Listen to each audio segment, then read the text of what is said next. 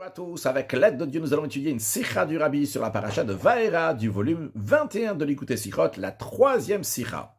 Le Rabbi nous dit, chaque Shabbat, on lit la paracha de la semaine, un passage dans les rouleaux de la Torah. Après cela, nous lisons la Haftara, des versets dans les prophètes. Cette Haftara, les versets que nous lisons dans les prophètes, elle est Me'inyana Pasha, elle ressemble à ce que nous avons lu dans la Torah. Et d'ailleurs, ça se comprend, parce qu'à la base, pourquoi on a commencé à lire la Haftara, ces versets dans les prophètes, c'est parce qu'on ne pouvait pas lire la paracha de la semaine. Il y avait un décret qui interdisait aux Juifs de lire la paracha dans le rouleau de la Torah. Donc, ils lisaient des versets dans les prophètes qui correspondent et qui sont dans le même esprit que la paracha. Donc, évidemment, que la Haftara, elle ressemble à la paracha. D'ailleurs, dans la note 4, le Rabbi dit, en plus du lien du contenu, de l'idée qu'on retrouve dans la Haftara, qui est comme la paracha, mais aussi dans le nombre de versets qu'il doit y avoir dans une Haftara, on retrouve l'idée de la paracha. Car dans la paracha, il y a 7 montées, il y a 7 parties, il y a 7 personnes qui montent à la Torah, et une montée doit être au minimum 3 versets, et c'est la raison pour laquelle que la Haftara que nous lisons doit avoir au moins 21 versets. Donc en tous les cas, qu'est-ce qu'on voit? C'est que la Haftara, elle est liée avec la paracha. Le Rabbi nous dit d'après ça, il faut comprendre, en ce qui nous concerne, en ce qui concerne la Haftara de la paracha de Vaera, qu'il y a 2 parties dans cette Haftara. Il y a la première partie qui parle de la prophétie que Dieu dit au prophète Yecheskel de prophétiser sur Paro, le roi d'Égypte, et sur toute l'Égypte qu'Akadosh Baruch Hu, Dieu va détruire l'Égypte, à tel point que même quand après Hachem va ramener les habitants égyptiens en Égypte, eh bien l'Égypte sera une mamlach hashveila, sera un royaume qui sera très rabaissé. Et par cela, veyadu kol yoshem mitzrayim ki ani Hachem, que tous les habitants d'Égypte vont savoir que je suis l'Éternel. Ça, c'est la première partie de l'Haftara, comme le Rabbi nous dira dans la suite, qui correspond très bien avec la paracha de Vaera, qu'il y a des plaies qui viennent sur l'Égypte, que par cela, donc, on va savoir que Hachem, c'est lui le Dieu. Mais après, nous avons une deuxième partie dans l'Haftara, donc une prophétie aussi de Yecheskel, qui s'est passée d'ailleurs des années plus tard, dans laquelle Dieu dit à Yecheskel de prophétiser une bonne prophétie pour Nebuchadrezzar, pour Nabucodonosor, le roi de Babel, qui a fait la conquête de Tyr. Tyr, c'était une ville qui était portuaire, une super belle ville, dans laquelle il y avait plein de choses, il y avait des très grandes affaires, et la ville de Tyr était joyeuse lorsque Yerushalayim a été détruite. Et Dieu dit au prophète Yecheskel qu'il n'a pas aimé ça, la joie de Tyr, de Tsor, qui se sont réjouis lorsque Yerushalayim a été détruit. Et donc, il faut faire la destruction de Tyr. Qui est-ce qui a fait cette destruction-là concrètement? C'est Nebuchadrezzar. Et là, donc, dans l'Haftara, qu'est-ce qu'on nous dit? Dieu dit au Yecheskel, prophétise que vu que Nebuchadnezzar il a fait la conquête de Tyr, eh bien, va avoir un schar peoula, il va avoir un salaire. C'est quoi le salaire qu'il va avoir? C'est que Dieu va lui donner la terre d'Égypte, le pays d'Égypte, et il va prendre toute la richesse qu'il y a en Égypte. Ça, c'est la deuxième partie de l'Haftara. Donc, le salaire que Nebuchadrezzar va avoir, on appelle Nebuchadnezzar, va avoir, parce qu'il a fait la conquête de Tyr. Le Rabbi demande, on comprend bien la première partie de l'Haftara. C'est lié avec la paracha. Dans la paracha de Vaera, on nous parle qu'il y a eu les plaies qu'Akadosh Baruch Hu a envoyées en Égypte, à travers lesquelles veyadu mitzrayim ki ani Hachem, que les Égyptiens vont savoir que je suis l'Éternel. Mais la deuxième prophétie, c'est quoi? C'est on va donner du salaire à Nebuchadnezzar parce qu'il a fait la conquête de Tyr. Quel rapport avec la paracha? Alors c'est vrai que le salaire qu'il lui donnait, c'est la terre d'Égypte, c'est l'Égypte qui lui a été donnée. Mais c'est juste un détail, quelque chose d'accessoire, secondaire. Bon, quel salaire? C'est l'Égypte. Mais c'est pas lié avec ce qui est dans la paracha. Encore plus que ça, le fait qu'on va lui donner l'Égypte, même si on parle de l'Égypte, on lui donne l'Égypte, c'est pas lié avec la paracha, parce que dans la paracha, on parle pas que la terre, le pays d'Égypte va être donné à quelqu'un d'autre. Seif Bet, le Rabbi nous dit, l'explication est la suivante. Quand le Rabbi dit l'explication est la suivante, ici, on va pas donner tout de suite la réponse, mais d'abord, une clarification. Qu'est-ce que ça veut dire que la Haftara, elle ressemble à la paracha? Alors bien sûr, il y a le sens simple que les sujets qui sont discutés dans la Haftara ressemblent à ce qui est dit dans la paracha. Mais le Rabbi nous dit, c'est pas seulement ça. Dans le sens plus profond, c'est pas seulement que ça, le contenu ressemble, mais essentiellement, qu'est-ce que ça veut dire que ça ressemble? C'est que la Torah du langage de Hora'a, l'enseignement qu'on doit apprendre à la Haftara, et Me'ein, il ressemble à l'enseignement qu'on apprend de la paracha. Et vu que chaque paracha dans la Torah dans le langage de Hora'a, d'enseignement, d'une leçon, chaque paracha, elle a son enseignement. Eh bien, dans la Haftara, c'est les prophètes qui le disent. dans la Haftara, dans les prophètes, on développe encore plus, on détaille encore plus les sujets qui sont dans la Torah. Ça, c'est le principe d'un prophète. Gila Sodo la Vadavanvi, Hachem dévoile ses secrets à travers les prophètes. C'est-à-dire qu'ils viennent ici développer, comme d'ailleurs il y a écrit aussi dans la Gemara, que tout ce qui se retrouve dans les Ktuvim, qui se retrouve après dans les hagiographes, eh bien ils sont en allusion dans la Torah. C'est-à-dire qu'il y a des choses qui sont en allusion dans la Torah, dans les rouleaux de la Torah. Après les prophètes, les hagiographes, ils viennent développer encore plus. Eh bien, quand il y a un enseignement dans la paracha de la semaine, eh bien dans la paracha, cet enseignement est encore plus dévoilé, encore plus détaillé. Il en est de même aussi en ce qui nous concerne. La raison pour laquelle il y a cette deuxième prophétie aussi dans la Haftara, bien qu'à priori, à première vue, ça n'a pas de rapport. Mais en vérité, la raison, elle est parce que l'enseignement, la leçon qu'il a en tiré, le fait que Nebuchadnezzar, il a reçu, particulièrement, qu'est-ce qu'il a reçu comme salaire? Le pays d'Égypte, parce qu'il a fait la conquête de Tyr, ce n'est pas juste encore un enseignement à part, mais c'est un détail et une conséquence de l'enseignement général de la défaite de l'Égypte, du fait que l'Égypte va tomber, qu'on parle justement au début de la Haftara, qui ressemble à la paracha. Donc voyons ça, développons cette idée-là. Le rabbi n'a pas encore expliqué quoi que ce soit, il nous a juste dit une idée. Tout d'abord, qu'à savoir que quand on dit que la Haftara elle ressemble à la paracha, c'est pas juste le contenu, mais c'est l'enseignement et la leçon.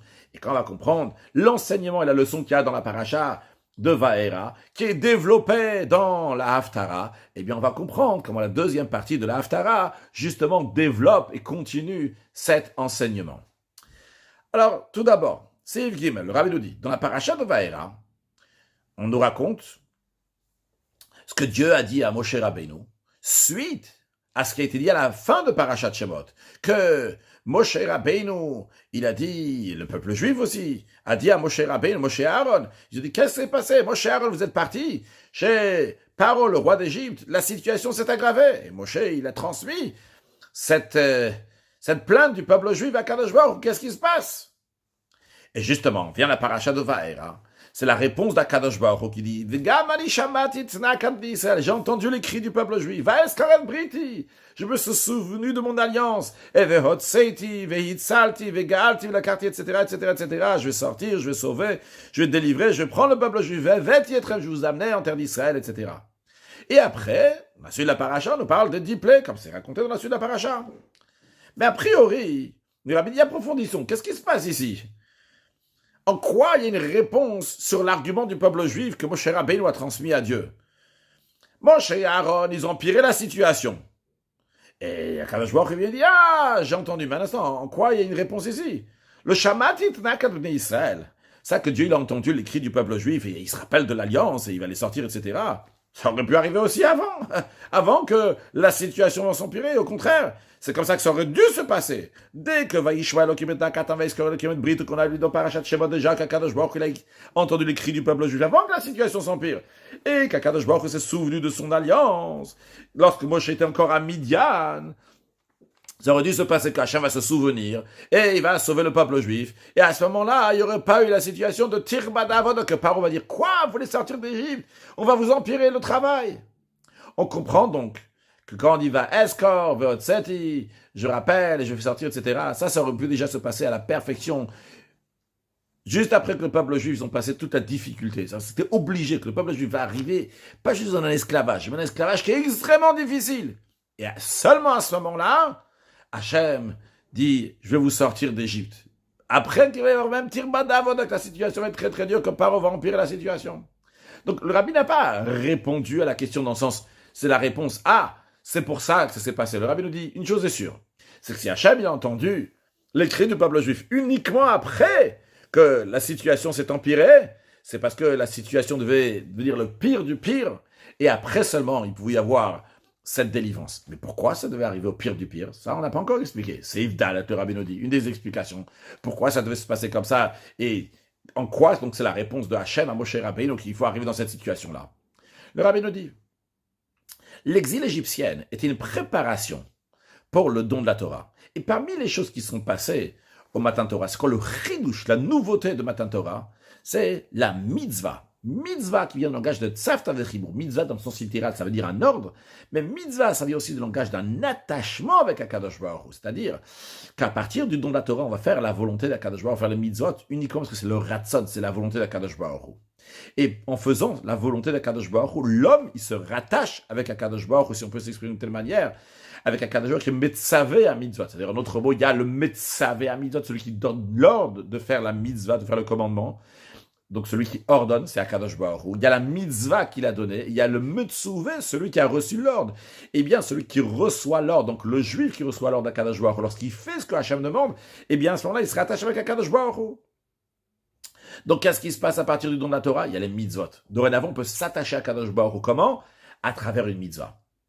Et ça, c'est pas seulement pour les mitzvot, qui sont de la catégorie de chukim, des commandements qui sont irrationnels, incompréhensibles, qui n'ont pas de raison. Et donc, qu'il n'y a pas lieu, on ne peut pas dire que la personne va mieux comprendre ou qu'il va ressentir quelque chose. Et donc, c'est sûr et certain qu'il est fait uniquement parce qu'Hachem, il a dit non. C'est pas seulement là qu'il y a cette savta, ce rattachement avec Akadosh Baruch Hu. Même les mishpatim, même les lois rationnelles, que si la Torah ne les avait pas dit, eh bien, on aurait dû les dire nous-mêmes, on aurait dû les appliquer nous-mêmes. Eux aussi, il faut les faire, non pas parce que j'ai compris qu'il faut les faire, mais parce que comme ça, Dieu a décrété. C'est-à-dire, dans des mots simples, même les lois de civilisation, comme de ne pas tuer, de ne pas voler, respecter ses parents, qui sont des lois qui sont tout à fait rationnelles. Quand on te dit, on te donne dans la Torah, on te dit qu'il ne faut pas voler et qu'il ne faut pas tuer, qu'il faut respecter tes parents, tu ne vas pas le faire maintenant juste parce que ta tête, elle a compris, parce que c'est toi qui comprends, c'est l'être humain qui comprend la beauté d'une belle vie avec une belle civilisation. On les fait parce que c'est le Ratson, c'est la volonté d'Akadosh Baruch Hu, c'est-à-dire que tout est pris par le Ratson d'Hachem, que tout est lié avec la volonté de Dieu à partir du don de la Torah. Et ça, c'est pas seulement lorsqu'on est en train de faire une mitzvah, et même une mitzvah qui, je sens que je devrais la faire, on te dit non, tu l'as fait parce que Dieu, il t'a dit de la faire. Il en est de même aussi en ce qui concerne l'étude de la Torah, bien que l'étude de la Torah, c'est quoi? C'est que moi, je vais comprendre et je vais saisir le sujet intellectuel dans moi-même. Eh bien, c'est pas un sujet intellectuel humain, chas v'shalom. C'est la Torah de Dieu. C'est la Torah d'Hachem, qui est la sagesse d'Akadosh Baruch Hu, la sagesse de Dieu est tout à fait au-delà des critères des créatures. Seulement quoi? Que Nas Aveyard elle est descendue jusqu'en bas, jusqu'à que le cercle la livre et jusqu'à que même le cerveau d'un être humain va pouvoir la comprendre. C'est la raison pour laquelle, qu'avant l'étude de la Torah, on demande la préparation de Beruba Torah Trila, qu'on va faire les bénédictions de la Torah avant. Tu n'es pas en train de juste étudier un livre de science, que bon, c'est sympa, ça agréable. Ici, on te dit d'abord, tu vas penser à Kadosh Baruch Hu, tu t'annules à Kadosh Baruch Hu lorsque tu dis Asher Bachar Banu Mikolam Venatanan Torato, que Hachem nous a choisi, nous a donné sa Torah. Et c'est pour ça que je vais étudier la Torah, parce que je suis en train de m'attacher avec Kadosh Baruch Hu à travers ce sujet-là, que je suis en train d'étudier dans la Torah. Mais par cette annulation-là, le Sechel Anivra, le cerveau, il peut arriver à une vraie tfissa, il peut vraiment saisir la Torah comme elle est, une Torah qui est Chochmato shel HaKadosh Baruch Hu, qui est la sagesse d'HaKadosh Baruch Hu. Et c'est la raison pour laquelle, que pour que le peuple juif soit prêt pour recevoir la Torah, ils vont être des récipients, des réceptacles pour pouvoir saisir Torah mitzvot, eh bien, ils ont besoin d'abord de passer ces souffrances de l'exil égyptien. Et pas juste les souffrances de l'exil égyptien, même la difficulté de cet esclavage. Et ces souffrances-là, ces difficultés-là, ils ont fait dans le peuple juif qui vont s'annuler totalement. Et comme on voit concrètement que lorsque quelqu'un, Dieu en préserve, il traverse une période qui est difficile, il a des souffrances, eh bien son cœur il se brise jusqu'à qu'il perde toute sa yeshut, toute son existence, sa metsiout. Et ce bitul-là, cette annulation-là, c'était un réceptacle pour Matan Torah. Donc en autre mot, c'est quoi la réponse de Dieu à Moshe Rabbeinu?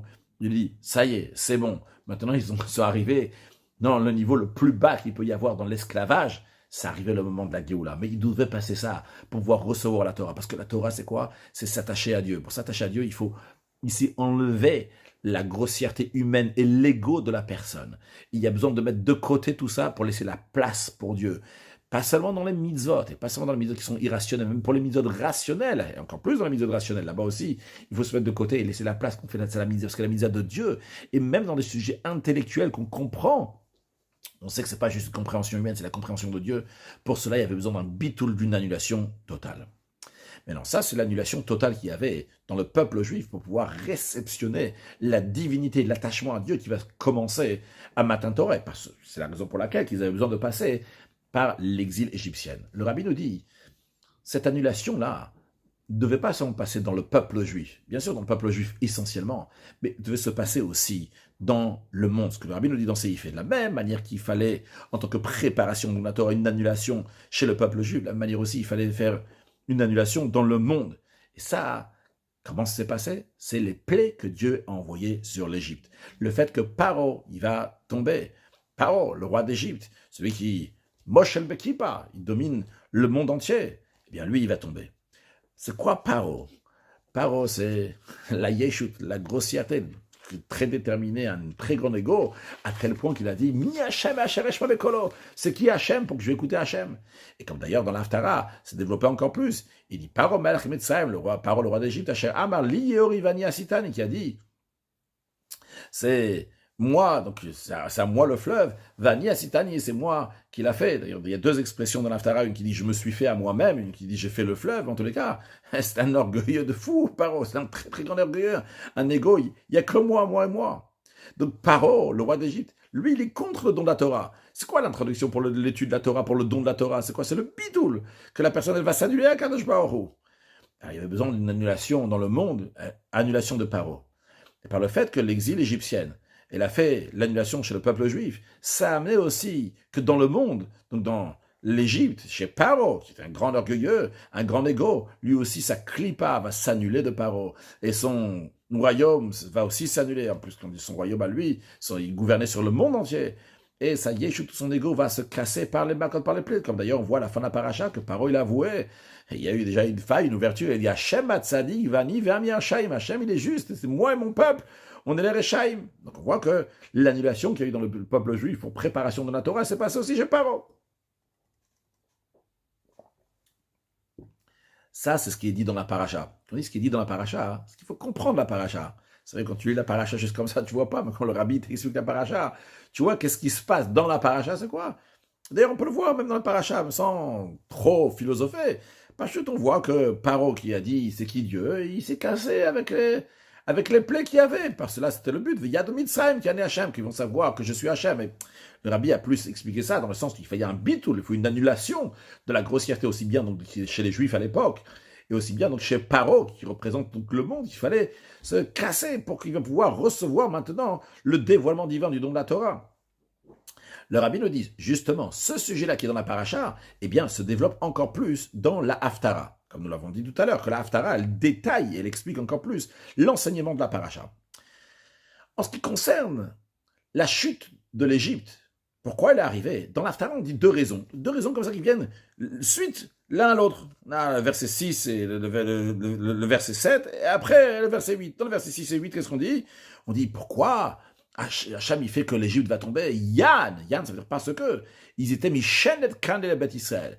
Ils étaient une canne d'appui pour le peuple juif, mais plutôt une canne sur laquelle le peuple juif ne pouvait pas s'appuyer, une canne de roseau, que quand tu appuies dessus, hop, il ne reste plus rien en dessous. Le peuple juif comptait sur les Égyptiens, et finalement, ça ne s'est pas passé comme ça. Le peuple juif donc a compté qu'ils allaient les aider, et finalement, ils n'ont pas tenu à leur parole. Juste une parenthèse. Le rabbi ici présente les choses aussi, quand on parle de Paro, donc de l'époque, le Paro donc d'Égypte, quand le peuple juif est en Égypte. Dans le sens simple des versets, ça parle du Paro qui était à l'époque, donc Yecheskel, que le peuple juif comptait sur eux aussi. Mais c'est le même principe, le rabbi ne différencie pas entre les Paro et les Égyptes de l'époque, l'Égypte qui est après. Dans tous les cas, les Égyptiens n'ont pas tenu parole, ils n'ont pas soutenu le peuple juif. Donc ils étaient style d'appui, le peuple juif pensait qu'il pouvait s'appuyer sur eux, et finalement, c'est un appui que quand tu t'appuies dessus, boum, il ne reste plus rien après, Michel et Kane. Donc ça, c'est la première raison qui dit l'Haftara. Juste après, il dit la reine, c'est pour cela, si Hachem il dit, Hineni mevia lecha cherv, je vais amener sur toi la glaive. Et il conclut, pourquoi je vais t'amener ça? Yann, parce que. Donc ça, c'est dans le verset 9, 8, 9. Donc dans la suite, on dit, quoi? Yann, parce que quoi? Amar Yeorli va'ani asiti. Il dit, le fleuve est à moi et c'est moi qui a fait. C'est que la destruction, la chute de l'Égypte vient pourquoi? Parce qu'il a dit Yeorli va'ani asiti. Le fleuve est à moi et c'est moi qui a fait. Donc, il y a deux raisons ici, et a priori, ces deux raisons, le rabbi nous dit, c'est deux choses qui sont différentes. Pourtant, le prophète, il dit l'un après l'autre, comme si de rien n'était, une suite, comme si que ça va ensemble. Le rabbi dit oui, ces deux injustices, ces deux méchancetés de l'Égypte viennent sans conséquence l'une de l'autre. Qu'est-ce que ça veut dire? Petite introduction, c'est Zayn. On l'a déjà expliqué plusieurs fois, que même lorsqu'on accomplit les mishpatim, les lois qui sont rationnelles, pourquoi on doit les faire? On doit les faire parce que comme ça, Dieu a décrété. C'est un décret d'Akadosh Baruch Hu. Dieu, il a dit qu'il faut les faire comme ça, pas parce que moi j'ai compris. Et comme d'ailleurs, on le retrouve dans les 10 commandements même, 10 commandements que Dieu il a donnés dans la paracha de Yitro. On voit qu'il y a des ordres qui sont tout à fait ordinaires, comme ne pas tuer, etc. Et on les met, comme avec quoi? On les met avec Anochi Hashem Eloka, je suis l'Éternel ton Dieu. Pourquoi? Pour te dire que justement, même ces ordres-là qui sont tout à fait ordinaires, de ne pas tuer. Mais pourquoi tu ne vas pas tuer? C'est lié avec Anochi Hashem Eloka, je suis l'Éternel ton Dieu. Quel rapport? Comment ça tombe ici dans ces Zayn, cette explication-là? Eh bien, le rabbin dit tout simplement, la même chose c'est dans l'Haftara. On a deux choses. On a le fait que les Égyptiens ils sont mal comportés envers le peuple juif. On a l'orgueil de l'Égypte. Eh bien, le rabbi nous dit ça va de pair. L'idée que le rabbi va nous dire, quand tu es orgueilleux, eh bien, à ce moment-là, même les choses ordinaires, tu ne les fais pas. C'est un autre mot. Ce que le rabbi va nous dire, c'est que tu dis, oui, moi je vais être un man, je vais être gentil, je vais être poli, même si je ne crois pas en Dieu, je ne tue pas, je ne vole pas, etc. Le rabbi, non, non, non, non. Si il n'y a pas ici le Anochi, Hachem Loker, il n'y a pas je suis l'Éternel ton Dieu, il n'y a pas ici la base, que la raison pourquoi je fais les mitzvot, c'est parce que Dieu il a décrété. Je l'ai fait juste parce que moi je suis un être humain qui civilisé, je sais comment me comporter. Non, non, non, non. Ça risque d'arriver très très loin, et c'est ce qui est arrivé à Paro. Paro, il dit, ah, mi Hachem, Hachem, Hachem, le kolo, j'ai pas besoin d'entendre Hachem. Moi, je me débrouille moi-même, je fais les choses comme je veux. Eh bien, ça amène à une cruauté énorme de Paro. Sur le texte que Rabbi dit. La même chose concerne donc l'Haftara, ça que l'Égypte était Michenet Kan et le Beth Israël. Ils n'ont pas tenu parole qu'ils vont soutenir le peuple juif. Ils ont fait un soi-disant qu'ils allaient soutenir le peuple juif. D'où ça découle? Ça découle du fait que Paro, il était orgueilleux. Yorlivania City. C'est le fleuve est à moi. C'est moi qui a fait. Donc c'est lui qui a tout fait. C'est lui l'existence de tout.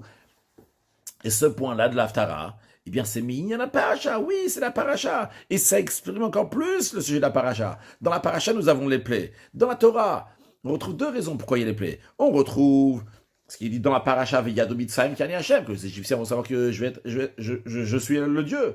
On retrouve une autre raison qui est dit bien avant dans la paracha de Lech Lecha, lorsque Dieu il est en train de parler à Abraham Avinu, il lui dit que sa descendance va aller en exil, va être asservie, va être en esclavage. Il dit Vegam et Agoy Asher Yavod Dananochi, que le pays, la nation qui vont asservir le peuple juif, je vais les juger. Pourquoi? Parce que Vavadou Viniotam, c'est partie du deal que le peuple juif, là où ils vont être asservis, on va leur faire des souffrances, mais ils vont être punis. Donc, ils vont être punis parce qu'ils vont faire souffrir le peuple juif. Donc, on voit deux raisons donc pourquoi ils ont été punis, les Égyptiens. Un, pour qu'ils vont savoir que c'est Hachem le Dieu. Deuxièmement, parce qu'ils ont fait souffrir le peuple juif. Alors, de la Haftara, on apprend que les deux raisons qu'il y a dans la Haftara dépendent l'un de l'autre, et c'est les mêmes aussi les deux raisons qui sont dans la Torah qui dépendent l'un de l'autre.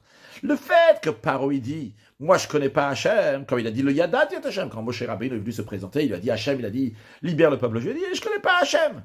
Eh bien, cet argument-là, c'était la raison qui a amené le Shibud Ve'inu, cet esclavage et cette souffrance du peuple juif de manière catastrophique, de manière humainement, c'est quelque chose qu'on ne peut pas faire. Donc ça va de pair. Alors, c'est quoi le lien de toutes les choses qu'on est en train de parler ici? On est en train de dire, dans l'Haftara, tu as deux raisons. Pourquoi l'Égypte est punie? Un, parce qu'ils n'ont pas soutenu le peuple juif, donc ils n'ont pas tenu parole, ils n'ont pas été des mensch, ils ne sont pas comportés comme des êtres humains se comportent. Et deuxièmement, parce qu'il dit, c'est moi qui gère tout, il n'y a pas de Dieu. Dans la Torah aussi, on retrouve ces deux raisons-là. On retrouve que ils ont été vadum vinotam, ils ont fait souffrir le peuple juif. Deuxièmement, qui dit qu'il n'y a pas de Dieu. Et on te dit, il va y avoir des plaies. Pourquoi? Pour savoir qu'il y a de Dieu, et aussi pour payer sa dette, qu'ils ont la dette du peuple égyptien et de Paro qui ont fait souffrir le peuple juif. Quel est le rapport entre les deux choses? Et comment le prophète, il les met comme ça dans l'Haftara, l'un après l'autre? Dans la Torah, on ne voit pas que c'est l'un après l'autre. Mais dans l'Haftara, justement, on voit que c'est l'un après l'autre. Parce qu'on te dit, le lien est le suivant. S'il y a Hachem dans ta vie, à ce moment-là, même les choses ordinaires, tu les fais. Tu tiens parole envers un autre. Parce qu'il y a Hachem. Hachem, il t'a dit, doit tenir parole envers un autre. Quand tu as une promesse, tu dis, je vais te soutenir. Tu vas soutenir l'autre. Pourquoi? Pas juste parce que tu as dit, parce qu'à Kadosh Baruch Hu, il te dit que tu vas faire. Et la même chose aussi en ce qui nous concerne. Les mitzvot, quand on les fait, on ne doit pas faire juste un commandement parce que c'est logique de faire. On doit les faire parce qu'à Kadosh Baruch Hu, il a dit de le faire. On ne tue pas juste, pas seulement parce qu'il ne faut pas tuer, mais aussi, et essentiellement, c'est discuté essentiellement, pas on peut discuter, c'est un autre débat, mais c'est parce que Hachem, il a dit qu'il ne faut pas tuer. C'est lié, le fait de ne pas tuer, c'est lié avec Anochi Hachem, je suis l'Éternel ton Dieu. Alors, en d'autres mots, qu'est-ce que ça veut dire ici? Qu'on est en train de te dire, dans la paracha de Vaera, on prépare le peuple juif à Matan Torah. C'est quoi Matan Torah? Matan Torah, c'est s'attacher à Kadosh Baruch Hu, les mitzvot de Dieu. C'est quoi les mitzvot de Dieu? C'est tu fais parce que c'est la volonté de Dieu. C'est un tzivoui, c'est un ordre de Dieu, et à travers ça, je m'attache à Dieu. Et c'est quoi un attachement, un ordre à Dieu, c'est pas seulement dans tel domaine ou dans un autre domaine, c'est dans tous les domaines, pas seulement dans les domaines qui sont irrationnels, même dans les domaines qui sont rationnels, que ce soit une mitzvah qui soit rationnelle, que ce soit une étude qui soit rationnelle et compréhensible. Là-bas aussi, il y a un attachement à Dieu en tant que mitzvah, donc c'est le ratson, c'est la volonté d'Akadosh Baruch Hu. Alors ça, ce ratzon-là, le fait que c'est la volonté d'Akadosh Baruch Hu, et quand il y a la volonté d'Akadosh Baruch Hu, c'est à ce moment-là qu'on fait une mitzvah, c'est le fond de la paracha de Vaera qu'on est en train de nous dire ici. Sache que quand c'est le ratzon Hashem, alors à ce moment-là, tu es un mensch, tu fais les choses même quand c'est des choses ordinaires. Tu tiens parole envers un autre. Si ce n'est pas le cas, tu dis des choses comme ça, mais il n'y a pas Hashem dans ta vie, eh bien, c'est pas le ratzon Hashem, c'est pas la mise d'Hashem. Et en tant que préparation pour le don de la Torah, il y avait besoin de passer l'étape donc, du bitul, de l'annulation, aussi bien du peuple juif qu'il y a eu donc dans la paracha de Shemot, à la fin de la paracha de Shemot, et après le bitul, l'annulation donc, du monde, donc à travers Paro et l'Égypte, qui peuvent faire qu'on va pouvoir réceptionner à Kadosh Baruch dans la vie, tous les jours, dans la vie ordinaire. Maintenant, ce point-là, qui est le point général de la paracha de Vaera, qui se développe dans la Haftara, eh bien, nous amène à un deuxième point dans le sujet de mitzvah. C'est-à-dire, en d'autres mots, le rabbi nous dit que qu'est-ce que représente la Haftara et la paracha? C'est en train de nous dire, c'est quoi une mitzvah? Une mitzvah, c'est quoi? C'est la volonté d'Akadosh Baruch Hu. Faire les choses parce que Dieu, il a dit qu'il faut faire les choses. Non pas parce que moi j'ai compris, mais moi je m'annule, je laisse la place pour le bon Dieu à s'exprimer dans toute ma vie, de A à Z, que ce soit des choses qui sont irrationnelles, qui me dépassent, aussi dans des choses qui sont logiques et humaines, etc. Alors, suite à ça, on te dit, sache que dans la mitzvah, il y a encore un deuxième point. Ce deuxième point encore qu'il y a dans la mitzvah, que nous allons voir dans la suite, que l'action, c'est l'essentiel, ce deuxième point-là s'exprime dans la deuxième partie de l'Haftara. Mais d'abord, voyons, c'est Ifret. Le rabbi nous dit, ce sujet-là, que l'accomplissement des mitzvot doit être, parce que c'est l'ordre de Dieu, ça nous amène à une deuxième conclusion. C'est quoi la deuxième conclusion à laquelle ça nous arrive? Ça nous amène que l'action, c'est l'essentiel. Alors, développons un peu plus en quoi ça nous amène à dire que l'action c'est l'essentiel, et développons la différence entre l'accomplissement des mitzvot que les patriarches Abraham, Yitzhak et Yaakov ont accompli avant le don de la Torah, et les mitzvot, les commandements que nous accomplissons après le don de la Torah. L'accomplissement des mitzvot des patriarches avant le don de la Torah, c'est ce qu'on appelle avoda bekoach hanivraim, un travail avec des efforts des créatures. En tant que créatures, c'est des créatures formidables, extraordinaires. Abraham, Yitzhak et Yaakov sont arrivés au summum auquel un être humain peut arriver. Ils sont arrivés jusqu'à Shoresh Hanivraim, la source des créatures. Donc, c'est-à-dire, en d'autres mots, c'est-à-dire spirituellement, la source des créatures. Ça représente le niveau de divinité qui est habillé dans la création, dans ce qu'on appelle dans Seder Ishtash, dans l'enchaînement des mondes. Il y a chaque monde qui a sa place, il y a le spirituel à sa place, il y a le matériel qui a sa place. Chaque chose a sa place. Et les patriarches, eux, ils sont montés au plus haut niveau qu'un être humain peut arriver. Plus haut niveau qu'un être humain peut arriver, c'est un niveau de divinité qui est lié avec la création. Ils ne peuvent pas arriver à un niveau de divinité qui est au-delà de la création, vu que en tant qu'être humain, tu peux arriver jusqu'au plus haut niveau d'un être humain, mais non pas du créateur. Une créature, tu peux t'élever jusqu'à un niveau d'une créature. C'est quoi une créature? Les créatures ont été créées par Akadosh Baruch Hu. De manière plus précise, quand on dit Akadosh Baruch Hu, c'est pas juste Dieu, mais dans le sens de la divinité qui est liée avec la créature à travers laquelle Dieu il a créé ce monde-là. Et les patriarches, par leur propre travail, qui était un travail extraordinaire, sont arrivés au plus haut niveau de divinité qui est lié avec la créature. Chaque mitzvah, dans le sens d'une mitzvah, c'est quoi? C'est l'éloko de la divinité, le spirituel. Elle a un contenu particulier qui fait un raffinement spirituel, une élévation spirituelle, que ce soit dans le monde, que ce soit dans le cerveau de la personne, que ce soit dans les sentiments de la personne. Et ça, c'est ce que faisaient les patriarches, ça c'était leur mitzvot. Ça, ils avaient un impact sur le spirituel de l'âme de la personne, un impact spirituel dans le monde, jusqu'à qu'eux-mêmes, ils étaient ce qu'on appelle une merkava, un char. Un char, c'est comme qu'il y a un cocher et un char. Le char, il va exactement où le cocher veut aller. Si on traduit ça pour nous aujourd'hui, la voiture, elle va où le conducteur lui dit d'aller. Alors eux, ils étaient une merkava pour le monde de Hatzilut, le plus haut des mondes qui peut exister dans les quatre mondes, Hatzilut, Bria, Yetziasia. Hatzilut, c'est le premier monde, le plus haut. Eh bien, c'était un Merkava pour Hatzilut, un monde qui est entièrement spirituel. Mais ce que le rabbi veut souligner, c'est que les patriarches, ils étaient liés avec le spirituel. Ils étaient avec la divinité, une divinité qui est spirituelle. Alors, c'est vrai dans la parenthèse de Rabbi rajoute qu'avant le don de la Torah, les patriarches, des fois, on s'y fait des actions de mitzvot.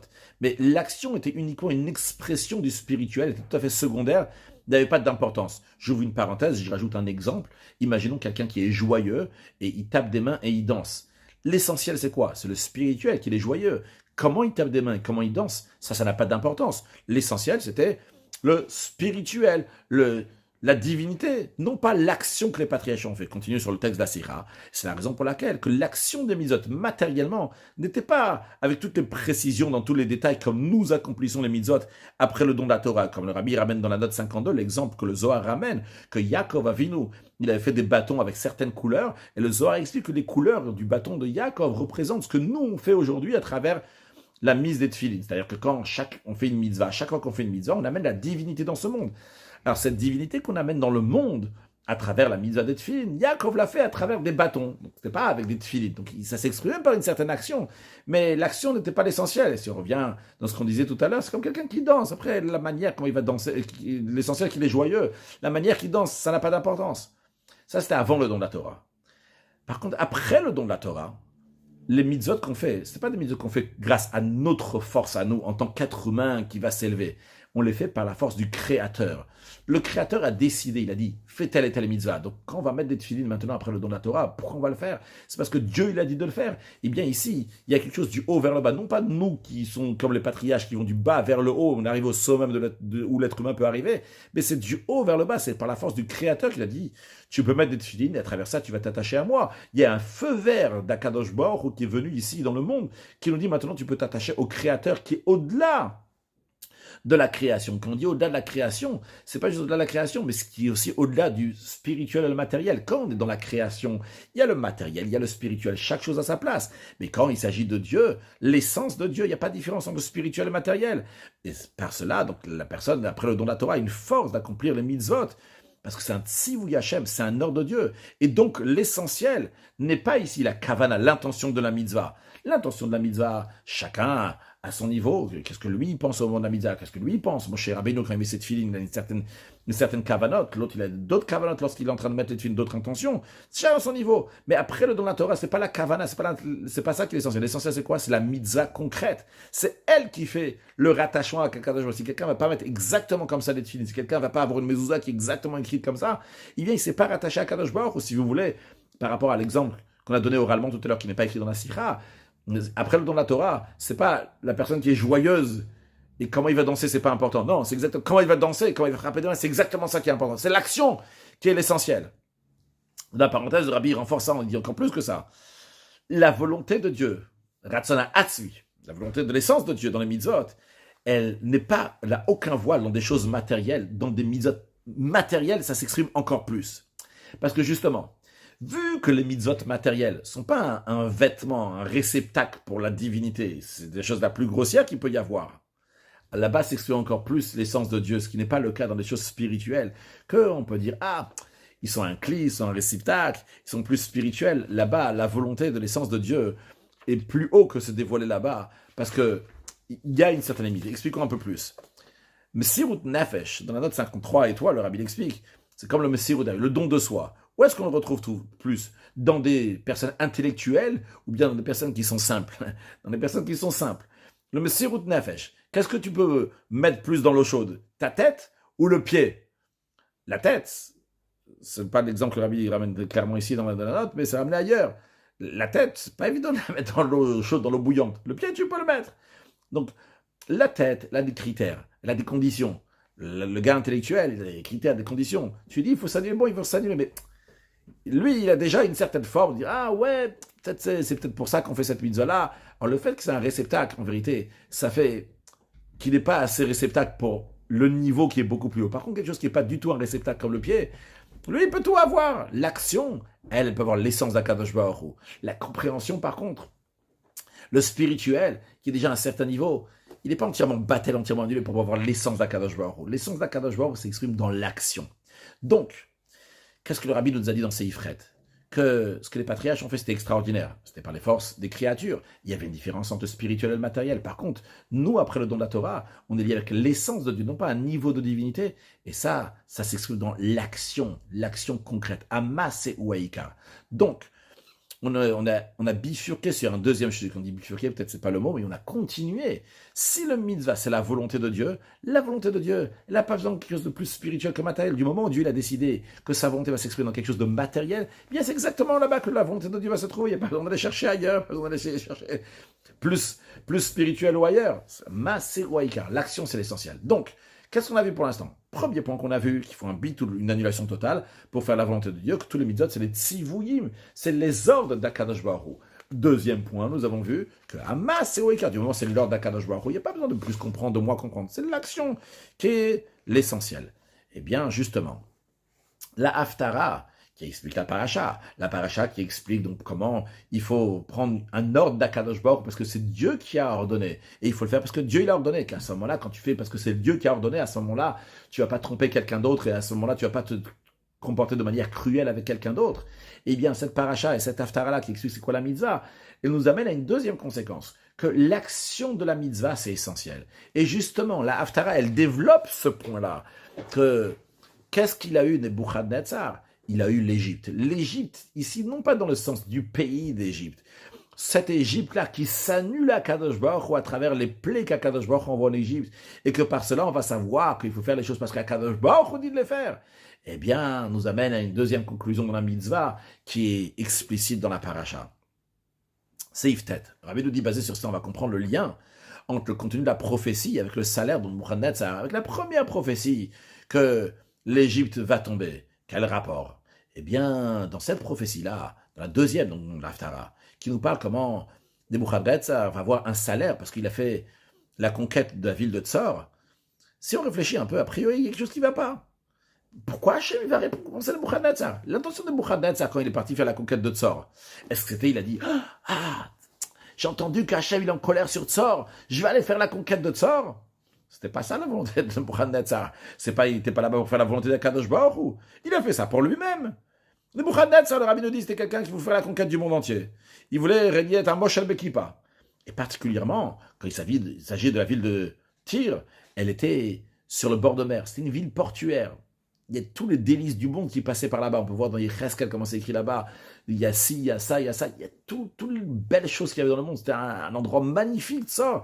Pas juste matériellement, mais aussi dans question d'argent. C'était des super bonnes affaires là-bas, ça. En plus, le rabbi rajoute, c'est aussi sur le chemin qui va en Égypte, qu'on voit sur la carte. Et c'est sur le chemin qui va en Égypte aussi.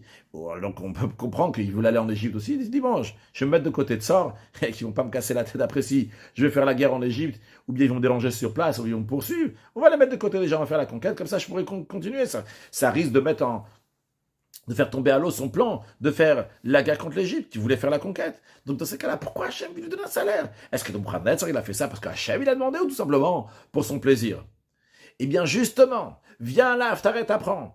Peulato Asher Avaba. Dieu dit au prophète Yecheskel, l'action que Nebuchadnezzar il a fait, c'est pour ça qu'il doit avoir du salaire. Ici, on ne te parle pas de ses pensées, de ses intentions, mais Peulato, son action concrète. Et vu que la volonté d'Akadosh Baruch Hu, concrètement, elle s'est faite à travers lui, bien que même s'il n'avait pas fait, c'est vrai que Akadosh Baruch Hu fait ça d'une autre manière. Quoi qu'il arrive, tire. Quelqu'un d'autre aurait fait la conquête parce qu'Akadosh Baruch Hu, il voulait le faire. Mais vu que c'est lui qui l'a fait concrètement, Polato, c'est pour cela qu'il a un salaire. Et ça, c'est le lien. Le deuxième point de l'Haftara avec la paracha. La paracha, elle te parle de quoi? Dans le fond, on a expliqué c'est quoi la paracha, elle te parle d'une mitzvah. Dans la mitzvah, on a dit, en plus du fait que c'est la volonté d'Akadosh Baruch Hu, ça amène à une conclusion que l'essentiel, c'est l'action. T'as fait ou t'as pas fait? C'est ça qui nous intéresse. Eh bien, Polato Asher Avadba, l'action qu'il a fait. Pour ça, il est récompensé. Parce qu'à Massé ou Aïkar, l'action, c'est l'essentiel. C'est Ifshou, le rabbi le dit. De ça, on a aussi un enseignement dans le service d'Akadosh Baruch Hu. Lorsque quelqu'un il reçoit du bien de quelqu'un d'autre, il ne doit pas faire un calcul de dire l'autre, il n'a pas eu l'intention de me faire du bien. Il avait un intérêt personnel. Ou bien, l'autre, c'est quelqu'un qui a un bon cœur, naturellement. Donc, ça ne lui revient pas qu'on va lui dire merci pour ça. De toute façon, pour lui, il était obligé de faire ce bien. Il crevait d'envie de le faire. C'était sa volonté, je n'ai pas besoin de le remercier. Sur ça vient nous enseigner l'Haftara. Que même Nebuchadnezzar, que c'est sûr et certain que lui, il a fait ça uniquement pour lui. Malgré ça, il a reçu un salaire de Dieu. Peulato Asher Avadba, sur l'action qu'il a fait. Alors, à plus forte raison, lorsqu'un juif, il fait une bonne action. que Mistaber l'Omar sûrement, que son action n'est pas juste de Paulato, une action seulement. Mais vu qu'Israël, ils sont naturellement, ils sont Gom le Chassadim Verachmanim, qui sont les gens qui ont bon cœur, ils ont miséricorde. C'est sûr que le juif, il a fait aussi avec une kavanat halav, il a aussi une bonne intention. Donc, il faut le remercier. Et c'est Yudalef, le rabbi le dit, dans tout cela, il y a aussi, de ce qu'on vient de dire à la fin, il y a aussi un rajout rationnel d'explication à ce que le Baal Shem Tov avait dit. Le Baal Shem Tov avait dit qu'il faut aimer chaque juif, même un juif qui se trouve à l'autre extrême du monde, qu'on n'a jamais vu. Alors, bon, écoutez, le Baal Shem Tov, il a dit qu'il faut faire, mais le rabbi, il a basé ce qu'on a dit, on peut comprendre encore mieux, on peut donner une explication rationnelle à ce que le Baal Shem Tov avait dit. Chaque juif, quelle que soit sa situation, il a fait plusieurs bonnes actions. Comme le sage disent que les juifs sont pleins de mitzvot karim, sont remplis de mitzvot comme une grenade. Vu que toute bonne action, même une bonne pensée, ça nage pas sur le monde entier. Comme le Ram dit que ça fait pencher la balance, lui, le monde entier, pour le mériter. Quand un juif fait quelque chose, c'est une infraction sur le monde entier. Bien, il se trouve que chaque juif, il reçoit tchouavatzala, il reçoit un salut de délivrance de chaque juif individuellement. Et bien que l'autre, il n'a pas pensé à te faire une tova, il a fait quelque chose de bien. Il n'a pas parce qu'il a pensé à toi, que toi aussi tu vas avoir du bien de ça. Il n'a pas pensé. Et à plus forte raison qu'il n'a pas pensé à celui qui est à l'autre bout du monde et qu'il n'a jamais vu. Malgré ça, vu que concrètement tu reçois du bien de l'autre, eh bien, il faut savoir le remercier. Et qui va ressentir un sentiment d'amour pour ce remerciement. Il y a un sentiment d'amour à chaque juif de manière de